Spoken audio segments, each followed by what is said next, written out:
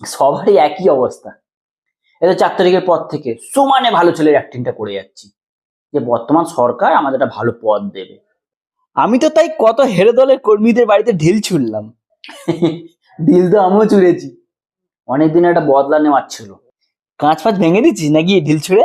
না না, আমি তো ঢিল চুইছি ওদের বাড়ির আম গাছে। শালা কোনো বছরই আম চুরি করতে দেবে না। এইবার 4 তারিখে সুযোগ পেয়েছি, মেরে সব আম ফেলে দিয়েছি, ঝেড়ে দিয়েছি।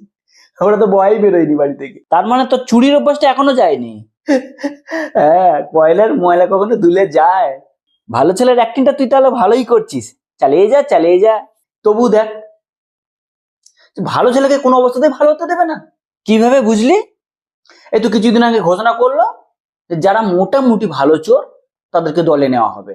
ওয়াশিং মেশিনে কেচে? হ্যাঁ, আজকে পোস্ট করেছে যে তাদেরকে নাকি দলে নেওয়া হবে না, তাহলে জনগণের নাকি মন নিয়ে খেলা করা হবে।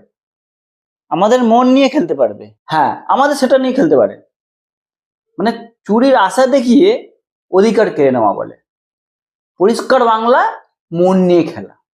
আমাদের মতো চোরেদের মন নিয়ে খেললো।